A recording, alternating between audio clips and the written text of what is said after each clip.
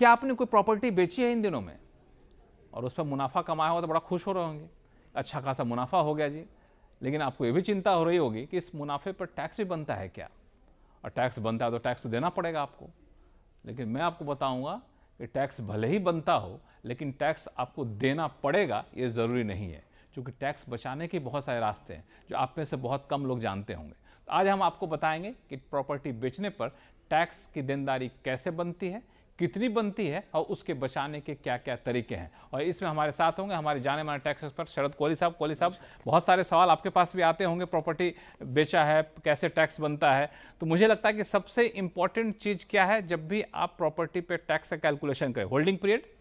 बिल्कुल लक्ष्मण, 5 जो sources of income होते हैं सबसे ज़्यादा पेचीदियाँ कैपिटल गेन्स में होती हैं, ऐसा देखा गया है। बिल्कुल आपने ठीक कहा कि अगर आप प्रॉपर्टी आपने रखी हुई थी तो कितने समय तक रखी हुई थी, ये बहुत मैटर। ये समय का क्या है? जैसे एक है कि 24 महीने या इससे कम आपने रखा है तो फिर उसको शॉर्ट टर्म कैपिटल गेन बोलते हैं। यानी कि अगर आपने 2 साल से पहले प्रॉपर्टी बेच दी है, आपके लेने और खरीदने के बीच में 2 साल से कम का गैप है, तो फिर टैक्स बचाने के जो संसाधन हैं वो आपके पास ना के बराबर हैं। क्यों? क्योंकि फिर जो आपको गेन हुआ होगा वो सारा आपके स्लैब में एक आम इनकम की तरह जाके। अच्छा, मान लीजिए आपकी आमदनी 15 लाख रुपए है और गेन हुआ 1 लाख रुपए, तो आपकी आमदनी 16 लाख रुपए सीधा हो जाएगी। जिस भी स्लैब में आप आ रहे हैं वो स्लैब के हिसाब से आपको टैक्स देना पड़ेगा। तो शॉर्ट टर्म कैपिटल गेन में टैक्स बचाने के रास्ते नहीं अब है। अब उस आमदनी में जो आप जैसे बचा रहे हो बचा लीजिए, वो अलग तरीका है, लेकिन प्रॉपर्टी वाले में कोई हिसाब किताब नहीं। अच्छा, 24 महीने के बाद अगर किसी ने प्रॉपर्टी बेची है, होल्डिंग पीरियड यानी 24 महीने से ज्यादा है,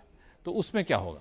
हाँ, अगर आपने 2 साल प्रॉपर्टी रख ली तो फिर कैपिटल गेन का जादू शुरू हो जाता है, जिसको हम लॉन्ग टर्म कैपिटल गेन कहते हैं। एकदम से सारा का सारा बैकग्राउंड बदल जाता है। उसमें आपने को एक डेट ध्यान रखना है। अगर आपने 24-25 में प्रॉपर्टी बेची है तो ये जो डेट है 23 जुलाई 2024, ये पिछले साल। इस पर मैं आऊंगा, लेकिन एक सवाल और, 24 महीने वाला जो मामला है, ये 24 महीने तक शॉर्ट टर्म कैपिटल गेन्स है या 24 महीने से शॉर्ट टर्म कैपिटल गेन्स खत्म हो जाता है? जैसे ही 2 साल पूरे होते हैं तो लॉन्ग टर्म में आप आ जाते हैं। जिस दिन हमने बेचा उसी दिन 2 साल पूरे होते हैं। बिल्कुल, उस दिन नहीं, 2 साल। हाँ, जिस दिन आपने बेचा अगर वो डेट 2 साल की है तो आप पूरा माना जाएगा। तो वो क्या शॉर्ट टर्म की लॉन्ग टर्म होगा?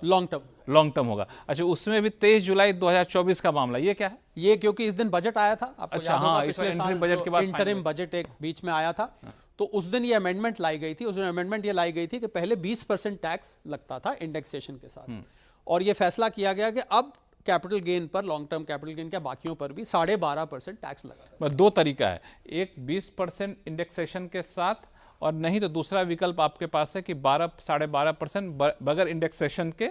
अगर प्रॉपर्टी आपने 23 जुलाई 2024 से पहले खरीदी है तो आपके पास 2 विकल्प आ जाते हैं। यानी कि लोगों को चॉइस है, वो चाहे इंडेक्सेशन के साथ कैलकुलेट करके देखें। अगर उन्हें 20% में फायदा दिख रहा है वो चूज करें। अगर 20% में फायदा नहीं दिख रहा है तो 12.5% सीधा घटा के फिर आपको इंडेक्सेशन नहीं मिलेगा। अब किसी ने 23 जुलाई 2024 है उसके बाद की प्रॉपर्टी खरीदी है, अब वो बेचा, तो वहां पे क्या होगा? अगर उसके बाद खरीदी है तो अभी तो 1 साल और चंद महीने, 1-2 महीने फॉरवर्ड प्लानिंग तो कर लेंगे। तो प्लानिंग करेंगे तो आप ये करेंगे कि अब आपके पास इंडेक्सेशन की सुविधा नहीं रहेगी। अच्छा, इंडेक्सेशन समाप्त। अब आप सीधा अपनी सेल में से परचेज घटाएंगे और 12.5% टैक्स आप दे देंगे। अच्छा, इंडेक्सेशन नहीं मिलेगा जी। तो ये तो बड़ा मुश्किल हो। बिल्कुल। तो अब मुझे लगता है कि, और टैक्स रेट भी तो लक्ष्मण कम कर दिया है ना, क्योंकि पहले 20% था, अब 12.5% हो गया। तो मुझे लगता है जो इंडेक्सेशन का जाने की वजह से जो नुकसान हो रहा था वो इस 7.5% गेन की वजह से काफी हद तक कवर हो। अच्छा, इंडेक्सेशन बेनिफिट की शर्तें क्या क्या होती हैं? इंडेक्सेशन की शर्तें ये होती हैं कि 1 अप्रैल 2001, ये डेट ध्यान रखिएगा, इस डेट से इंडेक्सेशन 0 से शुरू होती है। अच्छा, और ये इन्फ्लेशन इंडेक्स है। ऐसा माना जाता है कि साल की 6-7% इन्फ्लेशन है तो वो हर साल बढ़ती वो हर साल की निकाली जाती है। अब आपने प्रॉपर्टी, अगर मान लीजिए 1/4/2001 से पहले की प्रॉपर्टी है, बहुत सारे लोग पुरानी प्रॉपर्टी बेचते हैं, तो आपको 1/4/2001 को वैल्यूएशन किसी वैल्यूअर से कराना पड़ेगा। पहले आप उस डेट तक वैल्यू करा लीजिए, उस डेट तक वैल्यू कराने के बाद आप इंडेक्सेशन लगाना शुरू करिए। तो मान लीजिए आपके, इसका तो कैलकुलेटर होता है कहीं पे ना? बिल्कुल, वो इंडेक्स हर साल की निकाली जाती है। ये आपको आम मिल जाएगी। तो मान लीजिए आपने 1 लाख की प्रॉपर्टी ली थी और अब इंडेक्स जो है वो 350 से ऊपर जा चुकी है, तो वो आपके 1 लाख कॉस्ट 3.5 लाख बन जाएगी। अच्छा, तो आपने मान लीजिए 10 लाख की प्रॉपर्टी बेची, मैं एक उदाहरण ले रहा हूं, तो वैसे आपका अगर इंडेक्सेशन ना होती तो गेन होता 9 लाख। अब आपका गेन हो रहा है 6.5 लाख रुपए। अच्छा, तो इंडेक्सेशन आपके फायदे के लिए है। तो बाकी का जो 6.5 लाख रुपए है उस पर आप 20% कैलकुलेट करेंगे अगर आप इंडेक्सेशन ऑप्शन में जा रहे हैं। एक दूसरी शर्त है जो आप बता रहे थे, 23 जुलाई 2024 से पहले जो प्रॉपर्टी खरीदी गई है उसी पे मिलेगा जी। तो अगर उसके बाद ली है तो वो तो मैंने आपको पहले ही बता दिया। और इसको कॉस्ट इन्फ्लेशन इंडेक्स को आपने, मैंने जैसे बताया कैसे लगाना है, अपनी प्रॉपर्टी की कॉस्ट को उस इंडेक्सेशन से आपने मल्टीप्लाई कर देना है, तो आपकी प्रॉपर्टी की कॉस्ट उतनी बढ़ जाएगी। ये लोगों को मेथड कैलकुलेट करने का कई दफे नहीं आता, इंडेक्सेशन तो निकाल लेते हैं पर वो उसके आगे नहीं बढ़ पाते हैं, तो आपको उस इंडेक्स से मल्टीप्लाई। अब एक मुद्दे की बात, अगर किसी को long term capital gains tax हुआ है, किसी ने प्रॉपर्टी 24 महीने से ज्यादा रखी है, तो उसको बचाने का तरीका बता दीजिए, क्योंकि वो सब कुछ तो यही जानना चाहता है। अब जो गेन आ गया है तो लोग जनरली घर बेचकर घर खरीदते हैं, तो आपको सेक्शन 54 का अगर फायदा बता दूं लोगों को कि 3 ऑप्शन है। पहला ऑप्शन ये है कि घर बेचकर आप घर खरीद लीजिए, और सेक्शन 54 के अंतर्गत, सेक्शन 54 के अंतर्गत आपको अपना कैपिटल गेन, ध्यान रखिएगा, यानी कि आपको जो मुनाफा हुआ है इंडेक्सेशन करने के बाद उस मुनाफे को आपने लगाना है। तो ये एक बहुत बड़ा फायदा है। पूरा पैसा नहीं लगाना है, 54 में पूरा पैसा बिल्कुल नहीं लगाना है, सिर्फ गेन को आप दूसरी किसी प्रॉपर्टी में लगा दीजिए। और 10 करोड़ इसकी सीमा है, 10 करोड़ से ज्यादा का अगर गेन है आपका तो फिर ये आपके ऊपर अप्लाई नहीं करेगा। लेकिन शर्त यह है कि घर बेचे हों और घर ही खरीदना है। अब सवाल उठता है लक्ष्मण कि ये घर कब खरीदना है? ये बहुत बड़ा प्रश्न उठता है। आपने अगर इस ट्रांजैक्शन से 1 साल पहले भी घर खरीदा है, मतलब आपको ये अंदाजा नहीं था, पहले में आपने 1 साल पहले खरीद लिया, तो भी आप उस खरीदे हुए घर का बेनिफिट इस सेक्शन 54 के लिए ले सकते हैं। अच्छा, यानी कि मजे की कब तक ले सकते हैं? अब मजे की बात यह है कि आपने घर पहले खरीद लिया था, बेचा बाद में, पर उसका फायदा ले सकते हैं, और बेचने के 2 साल बाद तक ले सकते हैं। अच्छा। यानी कि पूरा स्पैन आपको 3 साल का मिलता है। अच्छा, मान लिया हमने जो है घर खरीदा, घर बेचा, तो बेचने के मतलब 1 साल पहले भी बेचा तब भी उसका फायदा ले सकते हैं? घर बेचने से 1 साल पहले आपने खरीदा, उसका फायदा आप बेचे हुए घर में से ले सकते हैं। अच्छा, और 2 साल बाद आप खरीद लीजिए तो भी ले सकते हैं। तो टोटल स्पैन जो है वो 3 साल का है। और मान लीजिए आप खरीद नहीं रहे हैं, आप बना रहे हैं, कंस्ट्रक्शन कर रहे हैं, अच्छा एग्जांपल तो इसके लिए आपको 3 साल मिलते हैं। 3 साल के अंदर आपको सर्टिफिकेट ऑफ कंप्लीशन जो होता है म्युनिसिपैलिटी से, जो भी आप डेवलपमेंट अथॉरिटी है उससे आप ले लीजिए। अगर वो आपने ले लिया है 3 साल के अंदर अंदर, तो आपको ये मिल जाएगा। बहुत सारे लोग लक्ष्मण जो ये बिल्डर्स वगैरह बनाते हैं प्रॉपर्टी, उनको ये दिक्कत आती है, बिल्डर 3 साल में पूरा नहीं करता है, तो उनको दिक्कत आती है कि कंस्ट्रक्ट आपका हुआ नहीं, तो वहां दिक्कत है, जहां पर खासकर आप फाइनेंस करते हैं। पर 3 साल का पीरियड इसमें बिल्कुल पक्का है कि आपको 3 साल के अंदर अंदर ये काम पूरा करना है। अब इसमें ये सवाल उठता है लक्ष्मण कि कौन सी तारीखें हैं जो हमारे लिए रेलेवेंट है, मतलब किस डेट से घर खरीदा माना जाएगा। इसको रखने दीजिएगा प्लेट को ऐसे ही। हाँ, वो एक बताइए क्या। घर जिस डेट को आपकी रजिस्ट्री हुई है, अगर आपने अपना घर खरीदा है, तो अगर आपने बिल्डर से लिया है तो जिस डेट को आपको अलॉटमेंट हुआ है उस डेट से आपका काउंट शुरू हो जाएगा। अच्छा, मान लिया जाए अलॉटमेंट जैसे बिल्डर से लेते हैं, तो कई बार अलॉटमेंट पहले हो गया किसी वजह से, रजिस्ट्री बाद में, रजिस्ट्री पहले हो गया, अलॉटमेंट बाद में, तो उसमें क्या होगा? तो जो डेट पहले आएगी आप वो ले सकते हैं, क्योंकि दोनों ही डेट वैध होती है। इसमें बहुत सारे केसेस हैं कोर्ट के।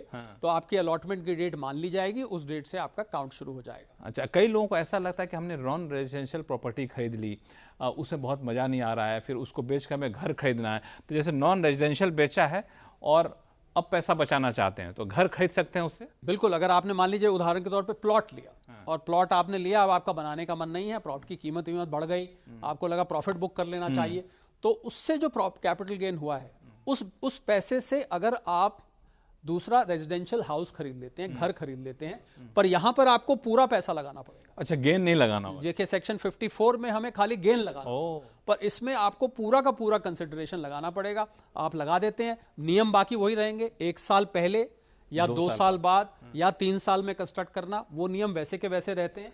और आप अगर ऐसा कर देते हैं तो आपको ये पूरा का पूरा फायदा मिल जाएगा। लेकिन आपने पेज तो फंसा दिया ना कि पूरा पैसा लगाना होगा। पूरा इसमें पूरा। और इसमें एक चीज मैं और जिक्र कर दूं इस पे आने से पहले, वो ये है कि मान लीजिए आपकी रिटर्न फाइलिंग की डेट आ जाती है बीच में, और आपने तो अभी आपको तो मिले हुए हैं 2 साल या कंस्ट्रक्शन के 3 साल, और बीच में रिटर्न फाइलिंग की डेट आ गई, तो आपको क्या करना है, रिटर्न फाइलिंग की डेट से पहले पहले किसी शेड्यूल्ड बैंक में कैपिटल गेन अकाउंट ये इंपॉर्टेंट है, आप पैसे को जमा करा देना। अच्छा, तो आप जब जमा कराएंगे तो ये आयकर विभाग ये मान लेगा कि हमारे हिस्से के लिए रखा हुआ है, कि आपने ये कंस्ट्रक्शन के लिए रखा हुआ है, और फिर आप उस पैसे को उसमें से निकालेंगे उसी लिए निकालेंगे, यानी कि कंस्ट्रक्ट करने के लिए या खरीदने के लिए। अगर आपने नहीं निकाला तो वो ब्रीच ऑफ प्रॉमिस माना जाएगा और आपको बाद में उस पर कैपिटल गेन लगेगा, ब्याज भी लगेगा, पेनल्टी भी लग सकती है। तो मेरी सलाह ये है कि capital gain account scheme return से पहले खोल के उसमें जमा करा दें। तो 100% बिक्री की रकम 54F में लगानी है। इस बात का लोग मिक्स कर जाते हैं लक्ष्मण,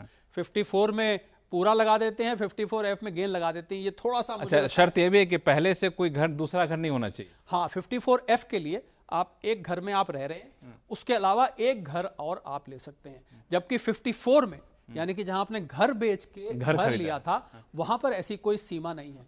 पर 54F में जहां आपने प्लॉट बेच के घर लिया था, वहां पर यह सीमा है कि आपके 2 घर से ज्यादा। पता नहीं, मुझे लॉजिक समझ में आया नहीं। नियम है, नियम तो अलग बात नियम है। अब उन्होंने बनाया हुआ है कि भाई, अब उनको लगता है कि भाई जो लोग अदर देन कुछ एसेट बेच रहे हैं तो वहां पर हम घर ना इकट्ठे करे जाएं। आप अगर घर ले रहे हैं तो कई बार लोगों को एक से ज्यादा घर भी चाहिए होते हैं, तो इस वजह से लिया हुआ है। और अधिकतम निवेश, जैसा कि मैंने बताया, 10 करोड़ रुपए का इसमें सीमा है। तो आपने ये जो मैंने कैपिटल गेन अकाउंट स्कीम वाला बताया, क्योंकि हम रिटर्न फाइलिंग डेट के आसपास बहुत नजदीक पहुंचे हुए हैं, तो ये बहुत इंपॉर्टेंट है। आपने अभी भी अगर नहीं खुलवाया तो मैं आपको सलाह दूंगा आप अभी खुलवाइए। क्योंकि और इसमें गलती क्यों हो रही है लक्ष्मण? गलती यूं हो रही है कि भाई आप हमने अभी नियम बताया कि 2 साल हैं आपके पास, लोग 2 साल तक तो कहते हैं भाई 2 साल है तो फिर क्या दिक्कत है, अभी तो आराम से बैठे रहें। पर आयकर उसको तब मानेगा, क्योंकि आप अब देखिए बहुत मुश्किल है ट्रैक करना 2 साल बाद आप कर रहे हैं कि नहीं। आपने कैपिटल गेन अकाउंट स्कीम खुलवा दिया है, तब माना जाएगा कि आप वाकई 2 साल इंतजार। मतलब आयकर विभाग ये नहीं कहता कि आप रिटर्न फाइलिंग से पहले फटाफट घर ढूंढिए, फटाफट घर कंस्ट्रक्ट कर लीजिए, ऐसा नहीं है। आप कैपिटल गेन अकाउंट स्कीम में जमा करके उस पर विश्वास उनको दिला सकते। चलिए, कम से इतनी तो सुविधा यहाँ पे दी गई। एक तीसरा ऑप्शन होता है पैसा बचाने के। घर बेचा है लेकिन हम घर नहीं खरीद रहे हैं, प्रॉपर्टी नहीं खरीद रहे हैं, बहुत सारे बॉन्ड आ रहे हैं, बॉन्ड यील्ड भी काफी अच्छा रिटर्न दे रहे हैं, तो वहां पे क्या ऑप्शन रहता है? वहां पर लक्ष्मण सिर्फ 50 लाख तक की ये सुविधा है, यानी कि 50 लाख रुपए तक आप इन्वेस्ट कर सकते हैं। 54EC 50 लाख क्या गेन? 50 लाख रुपए आप गेन को इन्वेस्ट कर सकते हैं।